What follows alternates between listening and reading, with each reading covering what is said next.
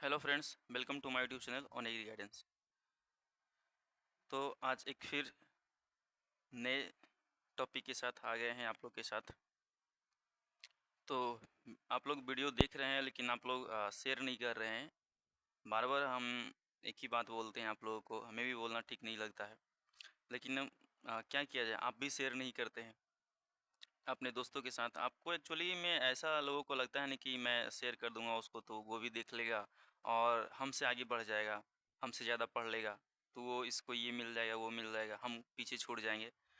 तो ऐसा होने के कारण क्या होता है कि आप लोग शेयर नहीं करते। जनरली जो रियलिटी है वो यही है। लेकिन आप थोड़ा सा सोच करके देखिए, क्या आपके दोस्त के साथ आपका कंपटीशन है? क्या आपके जितने भी कॉलेज के फ्रेंड्स हैं उसके साथ आपका कंपटीशन है, ये जेआरएफ के लिए या फिर एसआरएफ के लिए? तो एक्चुअली में क्या है कि उसके साथ आपका कंपटीशन नहीं है, कंपटीशन आपके पूरे नेशनल लेवल पे है कि आप कितना अच्छा परफॉर्म कर पाते हैं। तो मैं यही कहूँगा कि जितना से जितना हो सके आप क्या कीजिए कि दोस्तों को शेयर कीजिए। और क्या करेंगे कि जब आपके दोस्त आपके साथ सेम कॉलेज में जाएंगे तो क्या रहेगा कि एक पहले से पहचान बना हुआ रहेगा, तो वहाँ आपको एडेप्टेशन में, वहाँ आपको रहने खाने पीने में किसी प्रकार का कोई दिक्कत नहीं आएगी। ऐसे तो जनरली नहीं आते, लेकिन आप क्या रहेंगे कि जब दो फ्रेंड्स जाएंगे जो बीएससी में भी साथ थे, एमएससी में भी साथ रहेंगे, तो उसके साथ क्या होता है कि जो रिलेशनशिप होता है वो ज़्यादा बेहतर रहता है। इसके कारण क्या होता है कि आप किसी भी एनवायरनमेंट को सही से रेसिस्ट कर सकते हैं। तो आप लोगों से जितना हो सके भेजिए, क्योंकि इसमें आपका आपके दोस्त के साथ कोई कंपटीशन नहीं है। इसमें आपका पूरे नेशनल लेवल के जितने भी स्टूडेंट्स हैं जो अच्छे अच्छे कॉलेज में पढ़ रहे हैं, उसके साथ आपका कंपटीशन है। तो आप जब क्या करते हैं कि दोस्तों को शेयर करते हैं तो एक कंपटीशन का भावना जागृत होता है कि नहीं, वो पढ़ रहा है मैं भी पढ़ूंगा, मैंने उसको वीडियो शेयर किया तो वो पढ़ लिया होगा तो मैं भी पढ़ूंगा। तो इस प्रकार से क्या होता है कि अपने आप में एक कंपटीशन डेवलप होता है और आप क्या करते हैं कि ज़्यादा से ज़्यादा पढ़ते हैं। जैसे मैं आपको एक एग्जांपल लेकर के बताऊं, तो मैं पहले जो है कि बहुत सारा हॉटी मीडिया में टेस्ट देता था, तो हमको भी ऐसा लगता था कि हम पढ़ लेंगे तो ऐसा होगा वैसा होगा। लेकिन हमको जो हमारे सीनियर सर से जो हैं उन्हें समझाया कि नहीं, ऐसा तुम मत करो, उसको भी भेजो जो भी तुम्हारा दोस्त है, ताकि जब तुम भेजोगे तो तुमको लगेगा कि नहीं वो भी पढ़ रहा है तो मैं भी पढ़ूंगा। तो मैंने जब से एक दोस्त को भेजा तो मुझे लगता था कि नहीं यार, वो दे रहा है, इतना अच्छा परफॉर्म कर रहा है, हमको भी करना चाहिए। तो एक कंपटीशन का भावना जागृत होता है, जिससे कारण क्या होता है कि आप ज़्यादा से ज़्यादा पढ़ने का, ज़्यादा से ज़्यादा एफर्ट दिखाने का क्या कहते हैं कि प्रयास करते हैं। तो मेरा आप लोगों से यही रिक्वेस्ट है कि आप भी अपनों दोस्तों के साथ शेयर कीजिए वीडियो को और एक compete कीजिए अपने दोस्तों के साथ, ताकि आप अपने दोस्त के साथ compete करेंगे तो आपको ज़्यादा से ज़्यादा क्या करेगा कि बढ़ने का मौका मिलेगा।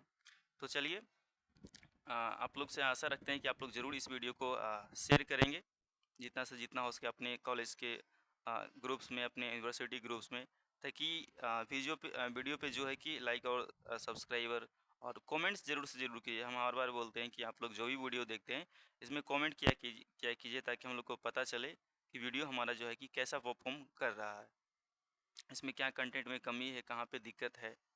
तो ये सारी चीज़ को आप लोग कीजिए। और बाकी मैं वीडियो कंटिन्यू रखता हूँ, क्योंकि बहुत जब हमारा क्या होगा, हमारा भी क्लास अभी स्टार्ट है, फिर भी मैं वीडियो बना रहा हूँ, लेकिन मैं देखूँगा बहुत ज़्यादा वीडियो नहीं मिल रहा है और हमारे ऊपर भी बहुत सारे चीज़ों को पढ़ना है, लोड है, तो मैं फिर वीडियो को बंद कर दूँगा।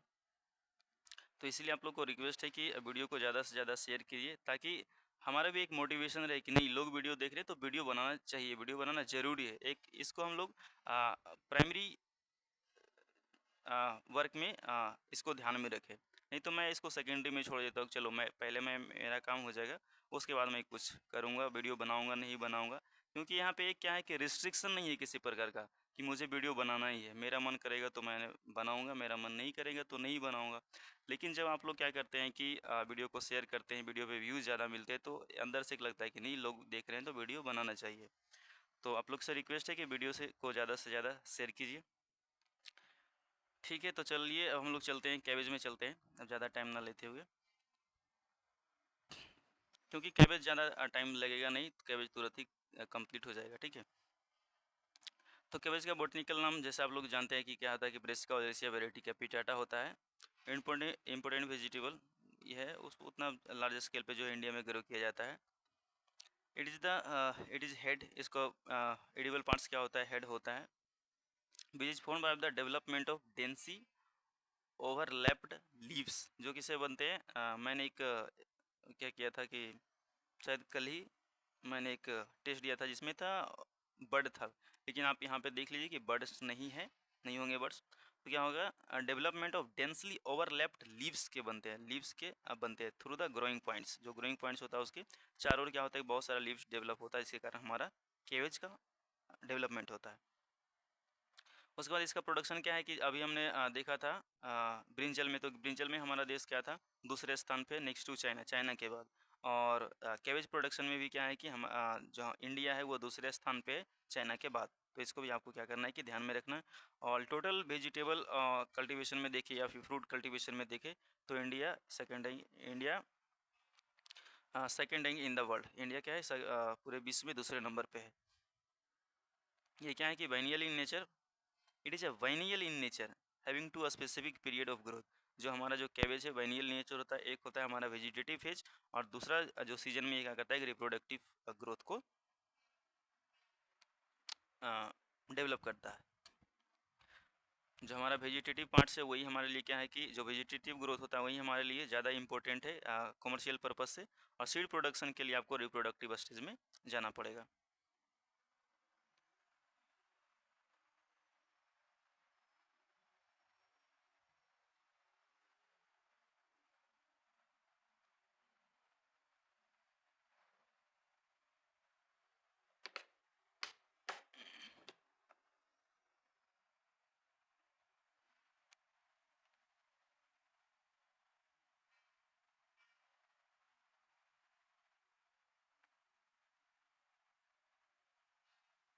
चलिए, commonly grown cabbage in India white cabbage, हम लोग क्या करते हैं वाइट कैबेज के इंडिया में जनरली ग्रो किया जाता है। Where is red and savoy cabbage are not so popular. ये जो हमारे इंडिया में है वाइट कैबेज का जनरली ग्रो किया जाता है, और रेड और सवोई कैबेज का यहाँ पॉपुलर उतना नहीं है। उसके बाद है रेड कैबेज का साइंटिफिक नेम भी आप लोग जान लीजिए। रेड कैबेज का लास्ट में जैसे कि यहाँ पे कैपिटाटा लगा हुआ है तो रेड कैबेज में लगा हुआ है रुब्रा। उसके बाद जो है कि सवोई कैबेज में लगा हुआ रहेगा साबुदा, तो ये बॉटनिकल नेम होता है, ठीक है। सवोई कैबेज का वेराइटी है चीप 10, और रेड एकर किसका वेराइटी है, तो वो कैबेज का रेड वेराइटी है। उसके बाद चलिए हम लोग क्लाइमेट और सॉइल देखते हैं। Being a cool season crop cabbage thrives and performs well in relatively cool and moist climate. तो इसका जो कब अच्छा से परफॉर्म करता है तो कूल एंड मॉइस्ट क्लाइमेट में it can withstand extreme cold and flows relatively better than cauliflower. तो ये कॉलीफ्लावर जो होते हैं वो भी थोड़ा सा टेम्परेचर को क्या करता है रेसिस्ट कर सकता है, लेकिन उससे कहीं ज़्यादा हमारा परफॉर्म करता है कौन, उससे ज़्यादा रेसिस्ट कर सकता है फ्रोस्ट और लो टेम्परेचर को हमारा ये cabbage. The optimum seed germination is obtain from 12.8 to 15.6। तो ये इसका जो टेम्परेचर है जर्मिनेशन के लिए वो कितना है 12.8 से लेकर के 15.6 degree Celsius soil temperature. Generally मैंने पिछले वीडियो में भी बताया था कि जनरली जब हम लोग सीड जर्मिनेशन की बात करते हैं तो जब हम टेम्परेचर की बात करते हैं तो मुख्य रूप से हम किस टेम्परेचर की बात करते हैं, तो सॉइल टेम्परेचर की बात करते हैं। The growth in most of the cabbage variety is arrested when temperature rises अब 25 डिग्री सेल्सियस। जब हमारा 25 डिग्री सेल्सियस की क्या होता है ज़्यादा चला जाता है तो जो ग्रोथ है वो सीज कर जाता है, वो ग्रोथ उतना ज़्यादा नहीं बढ़ता है। तो 25 डिग्री सेल्सियस से ज़्यादा नहीं होना चाहिए हमारा जो है टेम्परेचर होता है। उसके बाद चलिए हम लोग चलते हैं वेराइटी पे। तो वेराइटी में हम लोग क्या क्या देखेंगे, यहाँ पे एक है अर्ली जर्सी वाकफील्ड। ये क्या है कि एक प्रकार का इंट्रोडक्शन का वेराइटी है जो हमारे कहीं से ये क्या हुआ है कि इंट्रोड्यूस हुए हैं। उसके बाद है golden acre, it is early variety evolve by Copenhagen market selection से। जो गोल्डन हेकर है वो हमारा सिलेक्शन से डेवलपमेंट हुआ है, किससे डेवलपमेंट हुआ था, कोपेनहेगन मार्केट से डेवलपमेंट हुआ है।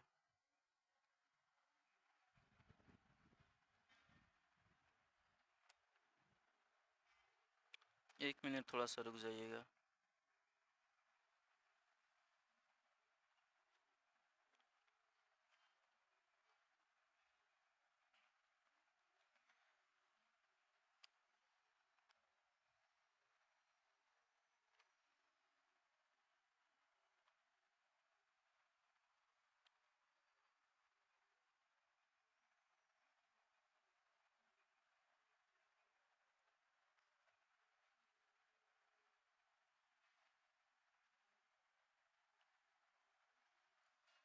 ठीक है। तो जो गोल्डन एकर का जो सिलेक्शन हुआ है कहाँ से हुआ है, तो कोपेनहेगन मार्केट से। ये आपको क्या करना है कि याद रखना है। उसके बाद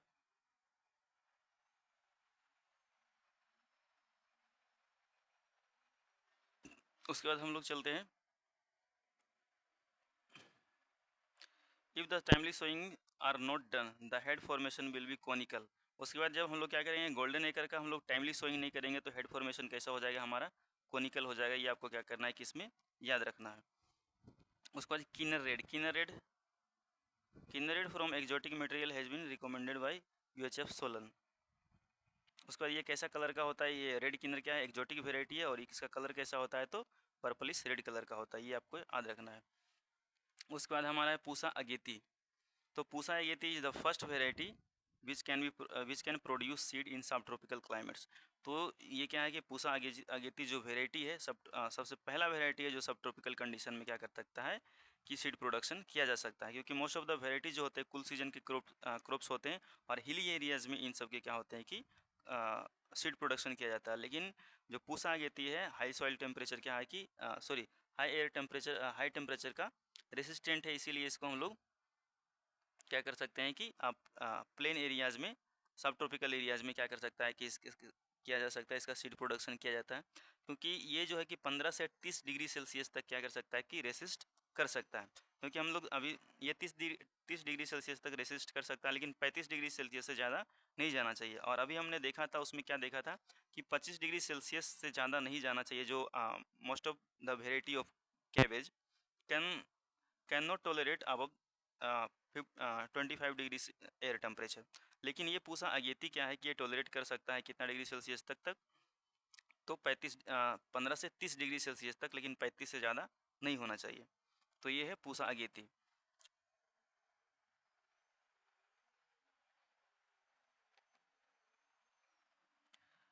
उसके बाद हम लोग आते हैं पूसा ड्रम हेड। और पूसा ड्रम हेड में आपको क्या रखना है याद कि Pusa drum head is the earliest variety of cabbage. ठीक है, ये क्या है कि earliest variety among the drum head group. नहीं, सबसे ज़्यादा सब वेराइटी में से ज़्यादा नहीं, ड्रम हेड ग्रुप में क्या है कि सबसे अर्लीस्ट वेराइटी है। ये आपको याद रखना है कि पूसा ड्रम हेड जो है ये ड्रम हेड ग्रुप में, इसको थोड़ा सा अंडरलाइन कर दे, हमने भी इस पर ध्यान नहीं दिया था एक्चुअली में। तो ये ड्रम हेड ग्रुप में क्या है कि सबसे अर्लीस्ट वेराइटी है। It is also possess field resistant to black leg. और पूसा ड्रम हेड जो है ये किससे रेसिस्टेंट है, तो ब्लैक लेग से रेसिस्टेंट वेराइटी है। उसके बाद हम लोग इस पूसा ड्रम हेड को कैसे हम लोग ने याद रखा कि ड्रम ड्रम मतलब एक ड्रम में क्या रहता है, जनरली कुछ भी पानी वगैरह भरा होता है। तो ड्रम में लेग मतलब ड्रम में कोई पैर नहीं डालेगा। ठीक है, तो ब्लैक लेग, तो ड्रम हेड क्या होता है, ब्लैक लेग, तो ड्रम में कोई पैर नहीं डालेगा। तो यानी कि वो जो है क्या ड्रम हेड जो वेराइटी है वो क्या है कि ब्लैक लेग से रेसिस्टेंट है। उसके बाद आता है एक वेराइटी है पूसा मुक्ता।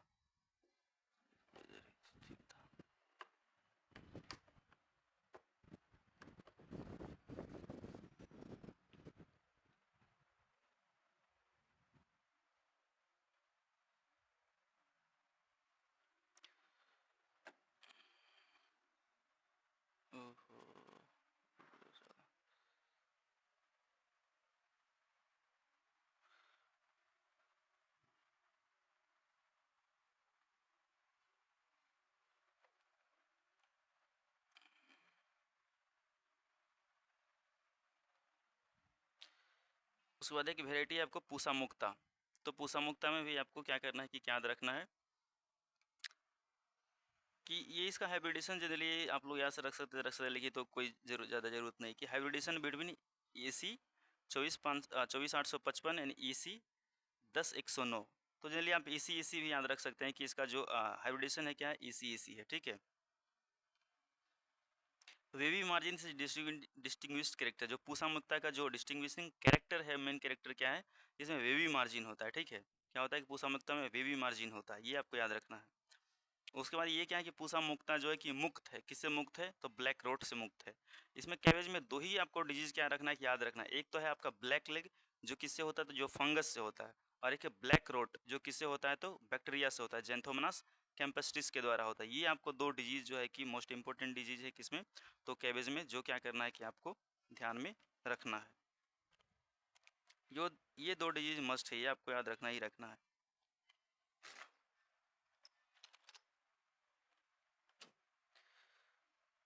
उसके बाद और भी हम लोग वैरायटी को देखते हैं।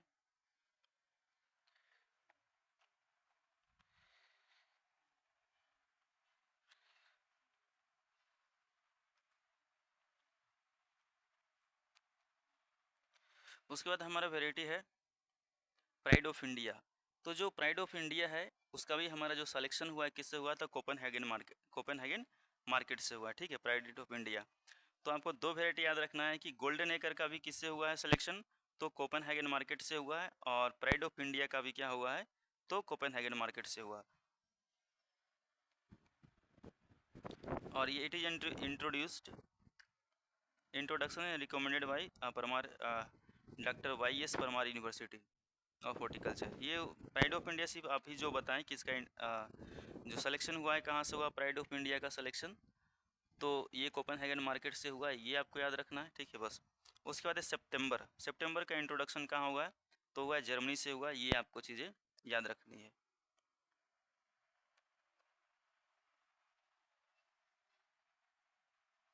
कि इसका जो सिलेक्शन हुआ है सितंबर का सिलेक्शन कहाँ हुआ, तो जर्मनी से हुआ है, ठीक है। ये बस ये चीज़ें आपको याद रखनी है, उसके बाद ज़्यादा चीज़ इसमें है नहीं। उसके बाद कुछ प्राइवेट सेक्टर के वैरायटी देखते हैं जो कि क्या है कि इम्पोर्टेंट है और इसमें जो है कि दिया गया है। प्राइवेट सेक्टर के वैरायटी हमने एक इसमें पे मेंशन किया है कि बजरंग BSS 50 बेजो शीतल सीड कंपनी बेजो शीतल सीड प्राइवेट लिमिटेड कंपनी इसको क्या किया है, डेवलप किया है, BSS का नाम रखा है बजरंग। और इसमें कैरेक्टरिस्टिक क्या है, इट मैच्योर्स 65 डेज, देखिए 65 दिन में ही मैच्योर हो जाता है। जनरली जो कैबेज जो होता है वो कब से कब तक डेवलप होता है, तो अर्ली मैच्योरिटी रहेगा तो 60 से 80 दिन, मीडियम मैच्योरिटी है तो 80 से 100 दिन, और लेट मैच्योरिटी है तो 100 से 130 दिन तक का होता है।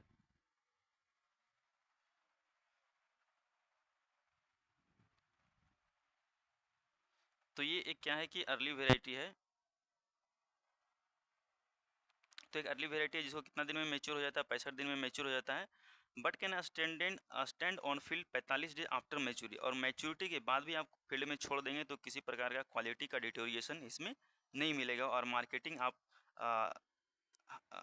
आप अपने बाजार के अनुसार से कर सकते हैं, क्योंकि आप क्या होता है कि जनरली अधिकतर जो वेराइटी होते हैं सबको क्या करता है एक टाइम में मैच्योर करता है, और फील्ड स्टैंडिंग कैपेसिटी कम होने के कारण क्या होता है कि हमको एक ही बार हार्वेस्ट करना पड़ता है, और मार्केट में एक ही बार में नहीं सेल होने के कारण क्या होता है कि हमको भारी नुकसान का सामना करना पड़ता है। तो इसका फील्ड मैच्योरिटी आप थोड़ा सा काटें, मार्केट में ले जा करके बेच दें, फिर आप आएँ, फिर काटें, फिर बेच दें, तो ऐसे करके 45 दिन तक आपको क्या कर सकते हैं, ये फील्ड कंडीशन में रह सकता है बिना कोई क्वालिटी का डिटोरिएशन हुए।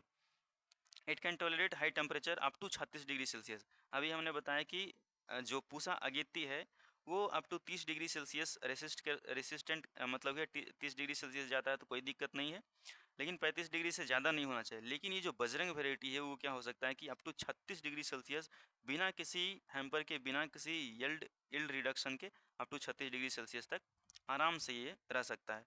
And resistant to fusarium wilt, और इसमें क्या होता है फ्यूजेरियम बिल्ड का भी रेसिस्टेंट है। उसके बाद बहुत सारे वेराइटी है, लेकिन हमको यही जो एक इम्पोर्टेंट लगा तो मैंने इसको अंडरलाइन किया। उसके बाद हम लोग देखते हैं और कौन कौन सा वेराइटी है। एक है श्री गणेश गोल, ये भी थोड़ा सा आप लोग रख सकते हैं, यहाँ तो रख सकते हैं, ब्लूइश कलर का, ब्लूइश ग्रीन होता है, ठीक है, ये ब्लूइश ग्रीन कलर का होता है, ठीक है, ये श्री गणेश गोल्ड।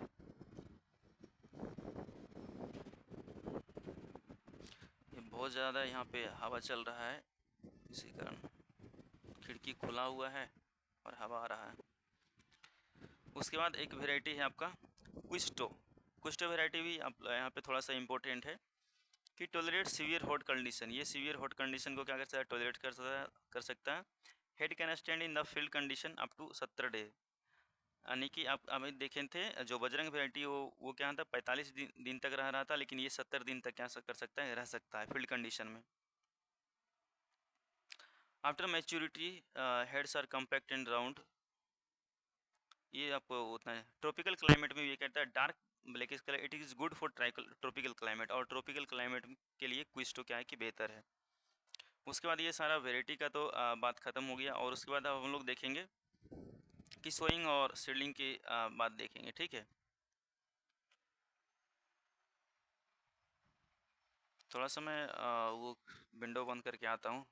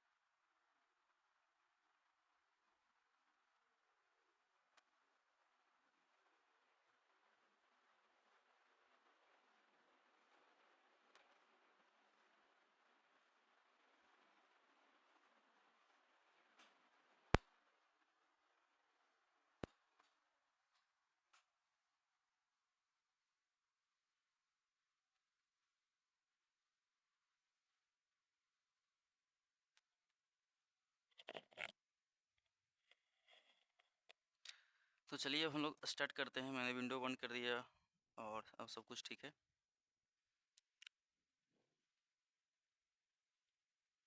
अब हम लोग बात करेंगे कल्टीवेशन और सोइंग की बात करेंगे, ठीक है। तो जनरली हम लोग जो ओल्ड सीडलिंग कितना 4 से 6 वीक ओल्ड सीडलिंग को हम लोग क्या करते हैं कि ट्रांसप्लांटिंग करते हैं फील्ड में। उसके लिए उसके बाद जो है कि कैबेज को मैंने पहले वीडियो में बताया था कि जो कैबेज के लिए जो रिक्वायर्ड है कितना है 100 स्क्वायर मीटर नर्सरी एरिया चाहिए। लेकिन हम लोग ब्रिंजल में कितना देखें तो ब्रिंजल में 62 ब्रिंजल में कितना स्क्वायर मीटर एरिया चाहिए तो 62 मीटर स्क्वायर एरिया उसके लिए ज़रूरत था। और कैबेज में कितना देख रहे हैं हम लोग तो 100 स्क्वायर मीटर की ज़रूरत पड़ती है 1 हेक्टेयर के लिए नर्सरी रेजिंग के लिए। और इसमें the protray 98 cells are ideal for cabbage seedling production. और कैबेज सीडलिंग प्रोडक्शन के लिए जो कितना सेल्स उसमें रहता है जो पोर्ट्रे होता है 98 सेल वाला बहुत बेहतर होता है। और एक सेल में क्या करते हैं हम लोग एक सीड को प्लेसमेंट करते हैं। उसके बाद अब हम लोग आते हैं इसके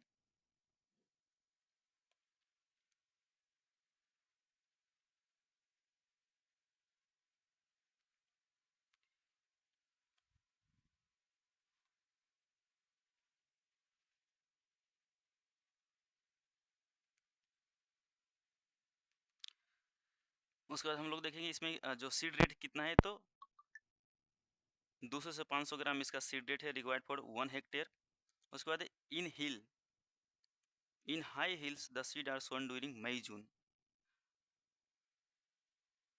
In the hilly areas which receives heavy rain, sowing is done during the August September। तो जो हाई हिल होता है हाई हिल में क्या होता है बहुत ज़्यादा लो टेम्परेचर होता है। अभी आप यदि आप क्या करेंगे विंटर सीजन के में लगाएंगे केबेज को तो बहुत ज़्यादा लो टेम्परेचर होने के कारण फ्रोस्ट से डैमेज हो सकता है। तो इसीलिए हम लोग जनरली कब लगाते हैं हाई हिल में मई जून में लगाते हैं। और जिस हिली एरिया में क्या होता है बहुत ज़्यादा हैवी रेनफॉल होता है तो हम लोग क्या करते हैं कि जून जुलाई को मई जून को क्या करते हैं कि अवॉइड करते हैं और अगस्त सितंबर में लगाते हैं to avoid water logging condition.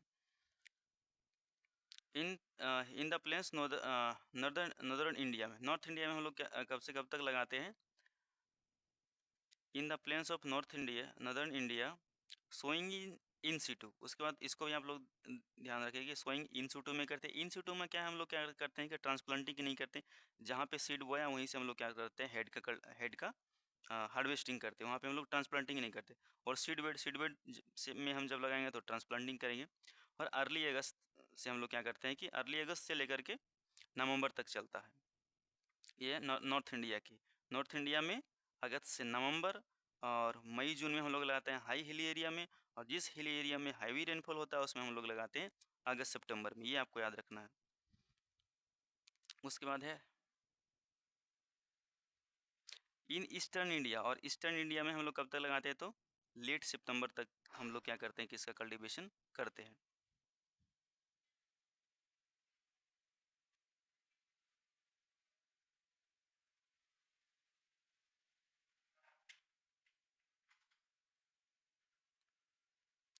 ठीक है। और ईस्टर्न इंडिया में लेट सितंबर तक। उसके बाद साउथ इंडिया में क्या कर सकते हैं हम लोग, थ्रू आउट द ग्रोइंग कर सकते हैं। Where crop can be grown almost round the year selecting proper cultivar को सिलेक्ट करके, क्योंकि साउथ इंडिया में बहुत ज़्यादा टेम्परेचर का फ्लक्चुएशन नहीं होता है, इसीलिए हम लोग क्या करते हैं, round we can produce cabbage throughout the year due to the less fluctuation in the temperature. उसके बाद प्लांटिंग हम लोग कब करें, 30 से 40 ओल्ड एज सीलिंग 4 से 6 वीक का जो होना चाहिए। ठीक है, 4 से 6 वीक का 30 से 40 दिन ओल्ड का हम लोग क्या करते हैं कि प्लांटिंग करते हैं। तो ये सारी चीज़ आपको याद रखना है कि हाई हिल एरिया में कब लगाते हैं, तो मई जून में लगाते हैं। उसके बाद जहाँ ज़्यादा रेनफॉल होता है तो अगस्त सितंबर में लगाते हैं। ये आपको चीज़ें ध्यान में रखनी है।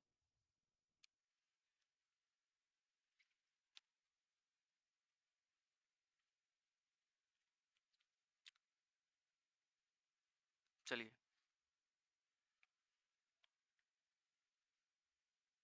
उसके बाद है ऑफसीलिंग विद होल्ड इरिगेशन 4 से 6 डेज प्रायर। उसके बाद 4 से 6 दिन पहले क्या करना है, ये आपको ज़्यादा याद रखने की ज़रूरत नहीं, 45-60 centimetre road row to row, plant to plant, from plant to plant, row to row, PNR। यहाँ पे R/P जनरली हम लोग लिखते हैं, लेकिन यहाँ पे क्या है आपको ध्यान देने की बात, ये प्लांट टू प्लांट है 45x60, लेकिन हम लोग R/P लिखेंगे तो 60x45, यानी कि रोड टू रोड जो हमारा डिस्टेंस रहता है वो कितना रहता है, 60 सेंटीमीटर, और प्लांट टू प्लांट डिस्टेंस हमारा कितना रहता है, तो 45 सेंटीमीटर। ये आपको याद रख लीजिए।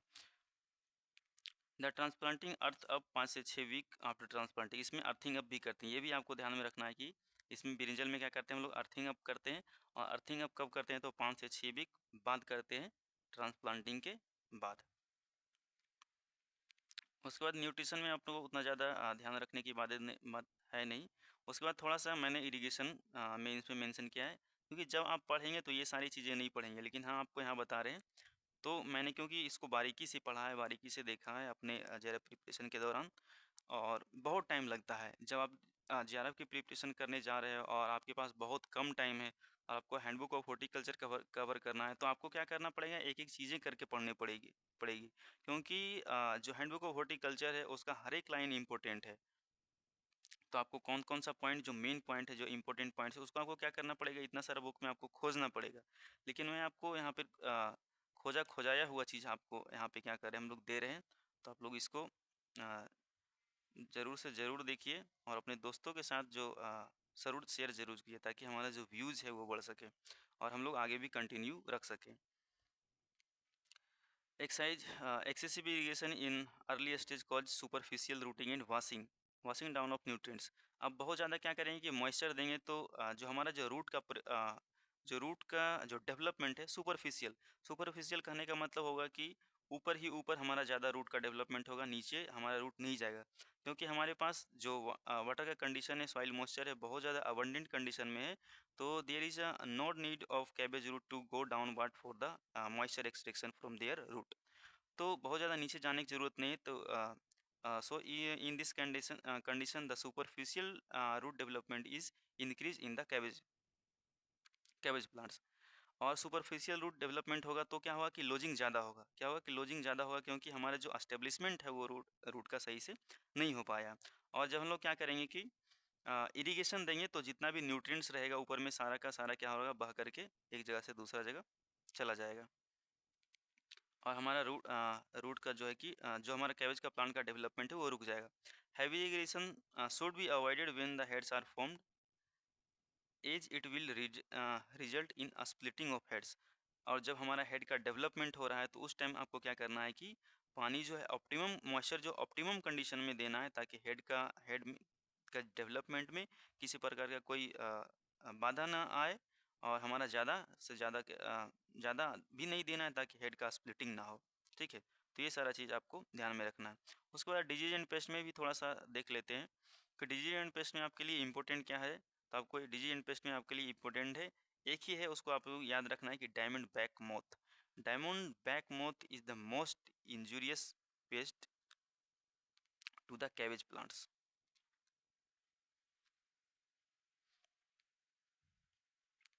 बस इसमें जो डायमंड बैक मोथ, उसके बाद है कि हम लोग हार्वेस्टिंग कब करेंगे। अब लोग ज़्यादा टाइम लगेगा नहीं, बहुत ही अब कम टाइम में इसको हम लोग और समाप्त करने वाले हैं। ठीक है, तो चलिए, the early cultivars under comparatively warmer condition develops loose hand at initial stage but become harder at maturity।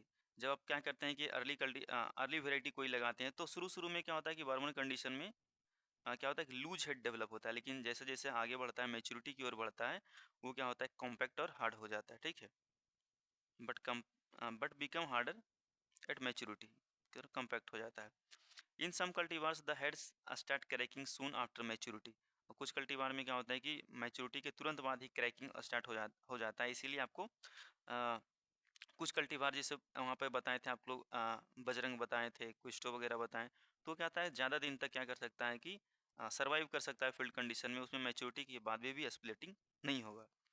तो वेराइटी को याद करना इसलिए ज़रूरी होता है हॉर्टिकल्चर में, ताकि हम लोग जो भी फार्मर से इंटरेक्ट करें, उसको सही वेराइटी का गाइडलाइंस दे सके कि कौन सा वहाँ का टेम्परेचर कैसा है, उसी हिसाब से उसके पास इरिगेशन फैसिलिटी कैसा है, वो कब किससे सीजन, कौन से सीजन में वो वेजिटेबल्स को ग्रो कर रहा है, उसके आधार पर हम लोग उसको एक बेटर वेराइटी को रिकमेंड कर सकते हैं ताकि उसका फ़ायदा हो। इसीलिए इसमें क्या होता है कि वेराइटी को याद रखना थोड़ा सा ज़्यादा ज़रूरी होता है। इफ़ हार्वेस्टेड इज डिलेड, और हम लोग हार्वेस्टेड डिले करेंगे तो क्रैकिंग होना स्टार्ट हो जाएगा। अर्ली कल्टीवार टेक 60 से 80 दिन, अभी हम लोगों ने पहले देखा था, हम बताया था 60 से 80 दिन। मीडियम कल्टीवार 80 से 100 दिन, और 100 से 130 दिन लगता है किसके लिए, तो लेट कल्टीवार्स के लिए। उसके बाद है कि it is essential that the head not harvested be left undamaged because field में be harvested as many as 3 times for maximum yield. और उसके बाद यदि आप मार्केटिंग नहीं कर रहे हैं तो आपको एक बार में हार्वेस्ट करने की कोई ज़रूरत नहीं है। आप उसको क्या कर सकते हैं, एज इट इज छोड़ सकते हैं, लेफ्ट अनडैमेज्ड बिकॉज फील्ड्स में be harvested as many times as 3 times, maximum हम लोग 2 से 3 बार, यानी कि कहें तो 15 दिन के इंटरवल पर हम लोग क्या कर सकते हैं, उसको हार्वेस्ट कर से रखते हैं 45 दिन तक, तो उसमें कोई दिक्कत नहीं है। और ये आपको लोग मार्केट में सेल कर सकते हैं ज़्यादा प्राइस पे। तो इसमें the marketable cabbage heads can be stored 0 degree Celsius पर हम लोग कर सकते, ये आप लोग याद रख सकते हैं। 0 डिग्री सेल्सियस पर करेंगे 90 से 95 डिग्री, 95% तो जनरली 4 से 5 वीक तक चलेगा किसी भी प्रकार के, कोई दिक्कत का।